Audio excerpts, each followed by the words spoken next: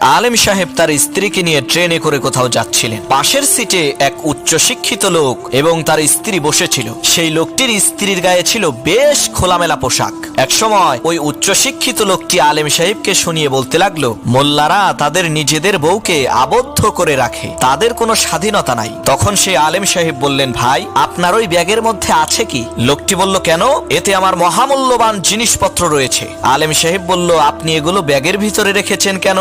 লোকটি বলল, চোর এবং খারাপ লোকদের হাত থেকে বাঁচতে লুকিয়ে রেখেছি। তখন আলেম সাহেব বললেন, আমি আমার বউকে এভাবেই যত্নে লুকিয়ে রেখেছি যাতে তার দিকে কোনো খারাপ মানুষের নজর না পড়ে, কারণ আমার কাছে আমার স্ত্রী টাকা পয়সার চাইতেও বেশি মূল্যবান, আর আপনার কাছে আপনার স্ত্রী ধন সম্পদের চাইতে মূল্যবান নয়। তাই তো আপনি আপনার টাকা পয়সা যত্নে লুকিয়ে রেখেছেন আর স্ত্রীকে রেখেছেন খোলামেলা। এই কথা শুনে লজ্জায় লোকটির মাথা নিচু হয়ে গেল।